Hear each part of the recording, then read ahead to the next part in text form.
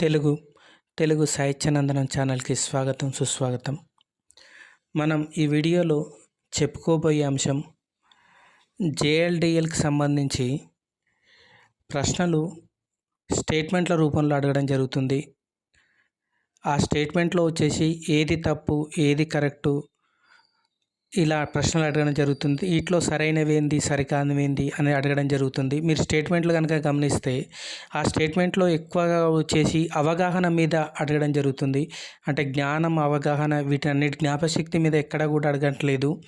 ఆ సబ్జెక్టు మీద ఎంత అవగాహన ఉంది అనే అంశం మీద అడుగుతున్నాడు. కాబట్టి ఆ మోడల్లో వచ్చేసి కొన్ని ఎట్లా అడుగుతారు అనేది ప్రాచీన సాహిత్యం, ఆధునిక సాహిత్యానికి సంబంధించినటువంటి స్టేట్మెంట్లను కొన్ని పరిశీలిద్దాం. వివరాల్లోకి వెళ్ళే ముందు నా ఛానల్కి కొత్తగా ఎవరైతే వచ్చారో వాళ్ళు తప్పకుండా సబ్స్క్రైబ్ చేయండి. అట్లాగే ఈ వీడియోని చూస్తున్న వాళ్ళు లైక్ అండ్ షేర్ చేయవలసిందిగా కోరుతున్నాను. ఇక వివరాల్లోకి వెళ్తే మొట్టమొదటగా ఒక స్టేట్మెంట్ ఇచ్చాడు చూడండి. ఇక్కడ నన్నయ కాలం కంటే ముందే ఆంధ్ర భాష పర్యాయపదంగా ఉంది. ఇది ఒక స్టేట్మెంట్. రెండోది, నారాయణ భట్టు ఆంధ్ర భాషలో కవిత్వం చెప్పగలడని నందంపూడి శాసనంలో ఉంది. ఈ రెండు స్టేట్మెంట్లు ఉన్నాయి. మీకు మొదటిసారి కాబట్టి రెండు ఒకేసారి ఇచ్చాను. ఆన్సర్ కూడా రెండు సరైనవే. అంటే నన్నయ్య కాలం కంటే ముందే ఆంధ్ర భాష పర్యాయపదంగా ఉందట.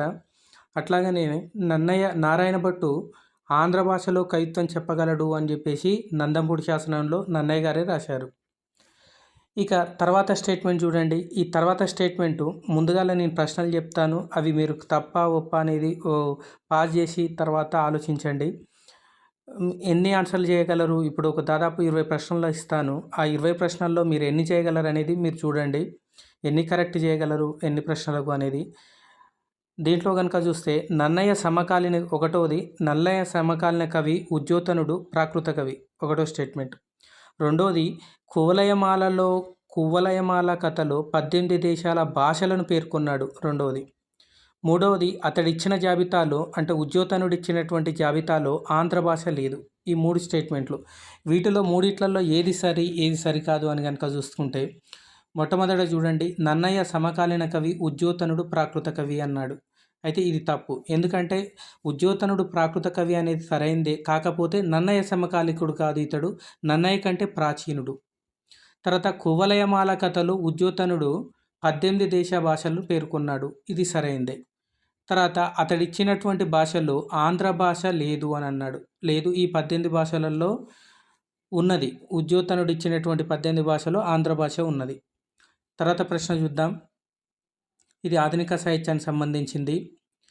మీరు పాజ్ చేసుకొని ఇవి ఆలోచించండి. ఎన్ని కరెక్ట్ అవుతాయో చెక్ చేసుకోండి మీరు. తర్వాత మొదటి స్టేట్మెంట్, అభాగ్యోపాఖ్యానాన్ని గురజాడ వెంకటప్పారావు ప్రబంధాలపై పేరడిగా ప్రబంధాలకు వికట రూపంగా రాశాడు, ఒకటోది. రెండవది, తెలుగులో మొదటి సాంఘిక నవల రాజశేఖర చరిత్ర, 2. మూడవది, వికార్ ఆఫ్ వేక్ఫీల్డ్ నవలలోని విదేశీ వాతావరణాన్ని యథాతథంగా వీరేశలింగం అనువదించాడు. మూడవది, స్త్రీ విద్య ఆవశ్యకతను తెలియజేసే వీరేశలింగం రచన సత్యవతి చరిత్రం, 4. ఇక 5వది, ధార్వాడి నాటక సమాజం ప్రదర్శనల ద్వారా వీరేశలింగం ప్రభావితమై 12 నాటకాలు రాశారు. వాటిలో అసంపూర్ణమైనవి కూడా ఉన్నాయి, ఇది 5వది. ఇక చివరిగా దక్షిణ గోగ్రహణం నాటకంలో వీరేశలింగం సుశర్మ పాత్రను పిరికివానిగా చిత్రీకరించారు. ఈ 5 స్టేట్మెంట్లు. ఇక సమాధానాలు కనుక చూస్తే మొట్టమొదటి చూడండి, అభాగ్యోపాఖ్యాన్ని గురజాడ వెంకటప్పారావు ప్రబంధాలకు పేరడిగా అట్లాగే వికట రూపంగా రాశాడు, ఇది సరైందా? సరైందే.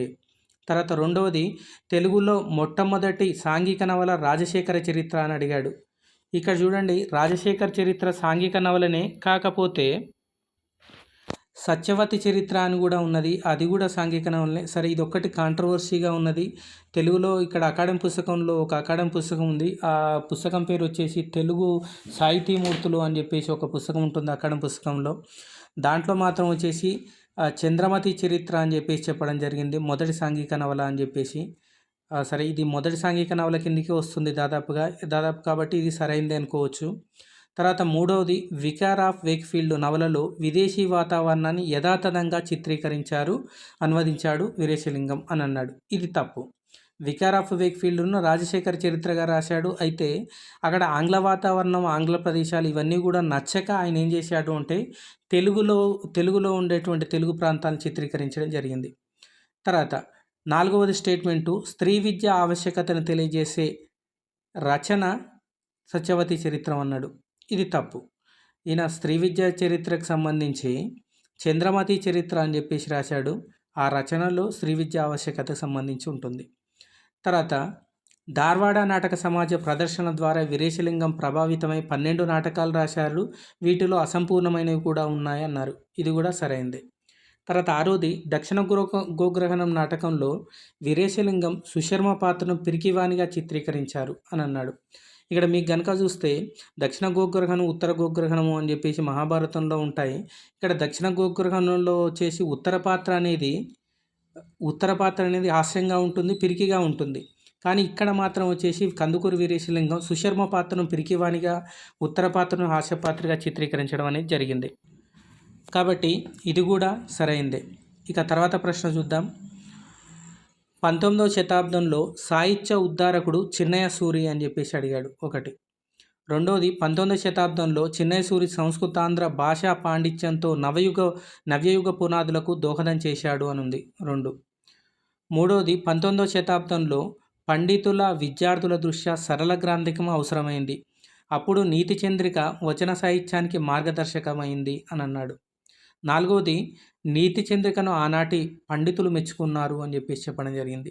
ఇక్కడ కనుక చూస్తే 19వ శతాబ్దంలో సాహిత్యోద్ధారకుడు చిన్నయ సూరి గారు సాహిత్యానికి సంబంధించి ఈయన ఉద్ధరించలేదు.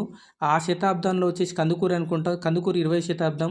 ఈ 19వ శతాబ్దానికి సంబంధించి సిపి బ్రౌన్ ఉద్ధారకుడుగా చెప్పొచ్చు. తర్వాత 19వ శతాబ్దంలో చిన్నయ సూరి సంస్కృతాంధ్ర భాషా పాండిత్యంతో నవ్యయుగ పునాదులకు దోహదం చేశాడు అనేది సరైందే. తర్వాత 19వ శతాబ్దంలో పండితుల విద్యార్థుల దృష్ట్యా సరళ గ్రంథికం అవసరమైంది. అప్పుడు నీతి చంద్రిక అనేది మార్గదర్శకమైంది అని చెప్పేసి చెప్పాడు. అవును, ఇది కూడా సరే. చివరిగా స్టేట్మెంటు నీతి చంద్రికను ఆనాటి పండితులు మెచ్చుకున్నారు అన్నారు. ఇది తప్పు.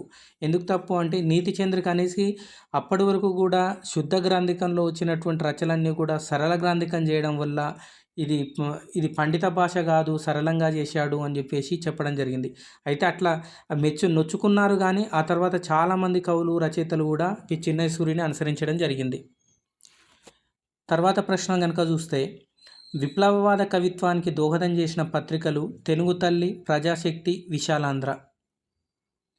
తర్వాత రెండో స్టేట్మెంట్ అభ్యుదయ సాహిత్యంలో విప్లవ ప్రబోధం, యుద్ధ విముఖత ప్రధాన అంశాలుగా ఉంటాయి.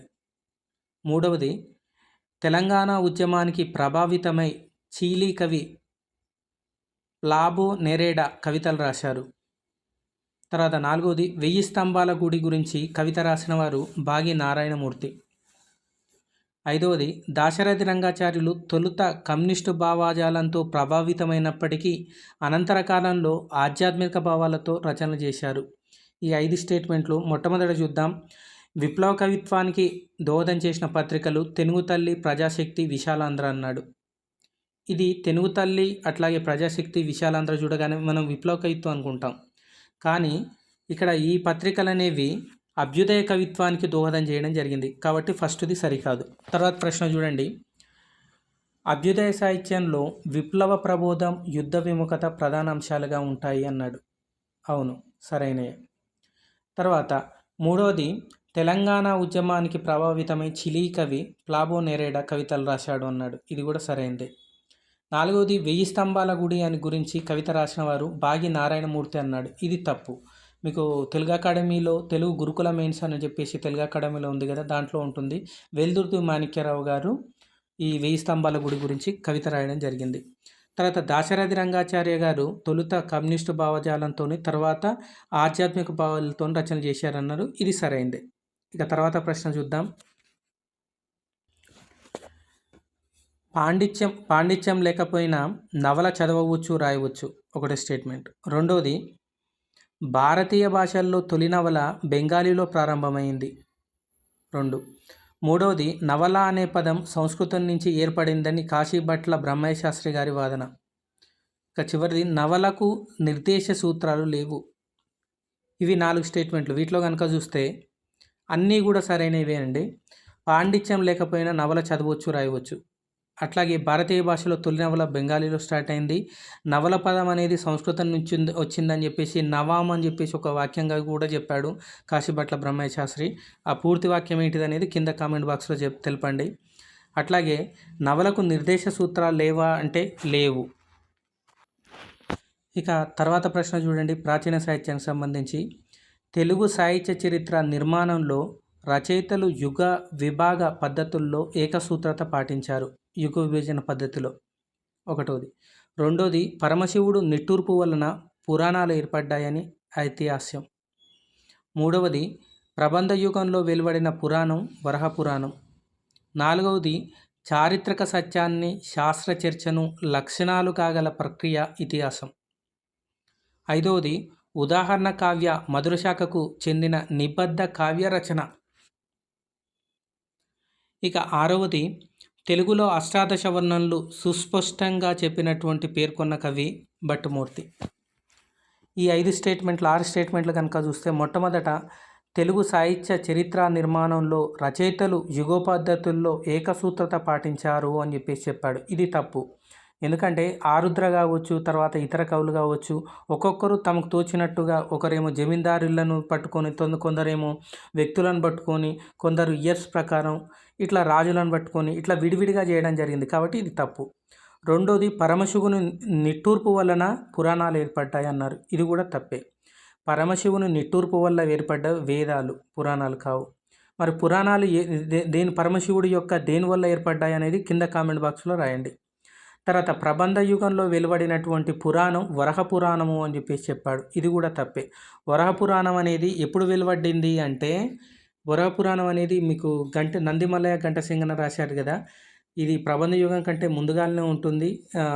అయితే ఈ ప్రబంధ యుగంలో వచ్చినటువంటి పురాణం ఏంటిది అంటే హరిభట్టు రచించినటువంటి మత్స్య పురాణం.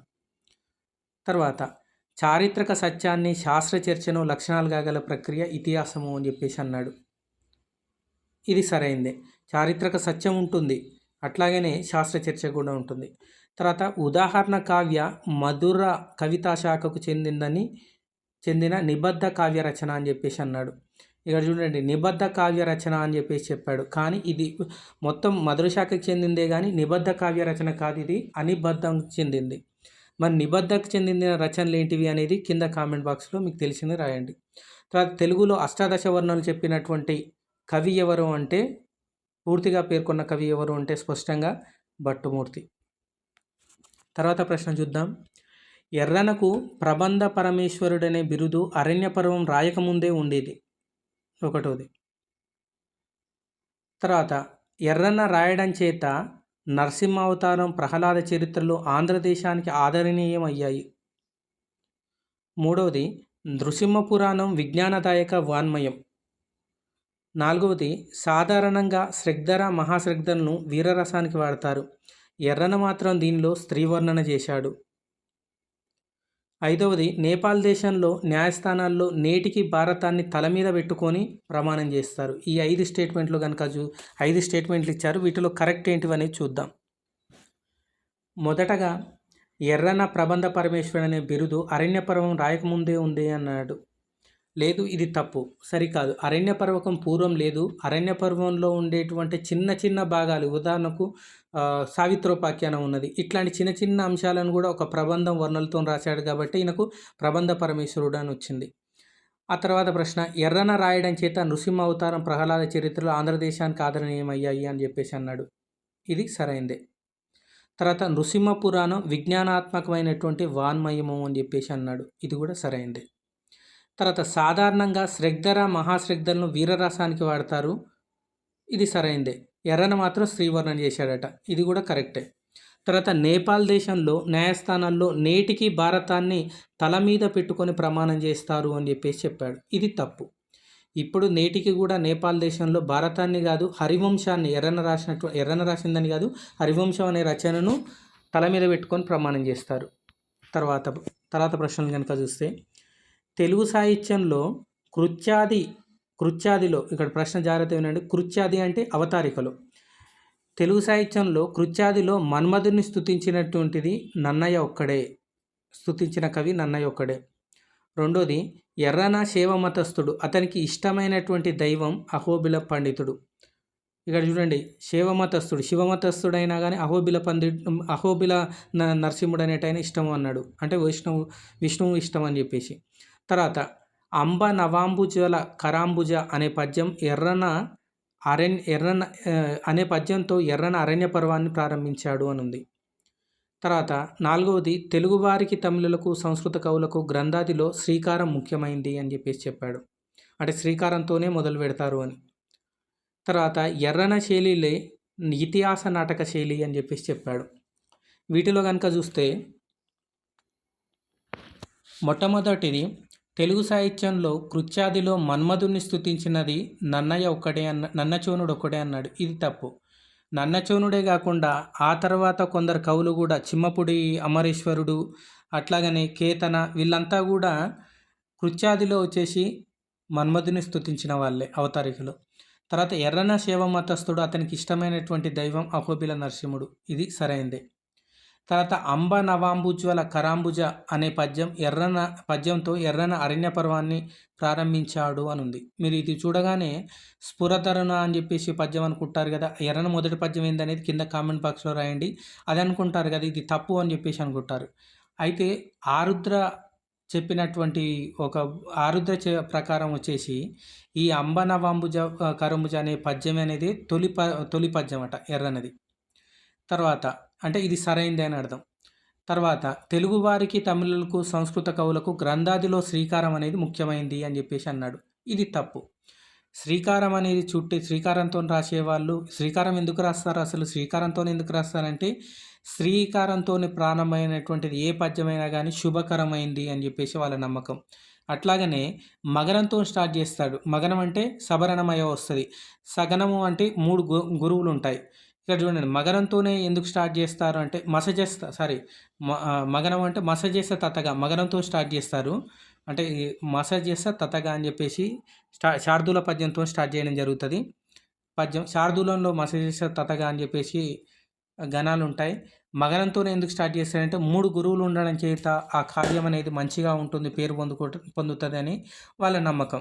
ఇది తెలుగు వారికి ఉంది, సంస్కృతం వారికి ఉంది, కానీ తమిళం వాళ్ళకి మాత్రం అకారంతో స్టార్ట్ చేస్తారట, అకారంతో. తర్వాత ఎర్రన శైలి ఇతిహాస నాటక శైలి అని చెప్పేసి అన్నాడు. అవును, ఇది సరైంది. నన్నయ్యదేమో ఇతిహాస శైలి, తిక్కనదేమో నాటక శైలి, ఈ రెండు కలిపినటువంటిది ఎర్రన శైలి, ఇతిహాస నాటక శైలి.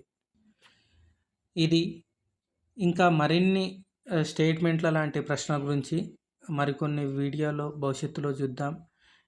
వీడియో ఎలా ఉంది అని చెప్పేసి కామెంట్ బాక్స్లో మీ అభిప్రాయం చెప్పండి. స్టేట్మెంట్లు మీకు అక్షర రూపంలో సరిగా కనిపించకపోతే నేను చెప్తున్నాను కాబట్టి వాటిని విని నోట్ చేసుకోండి.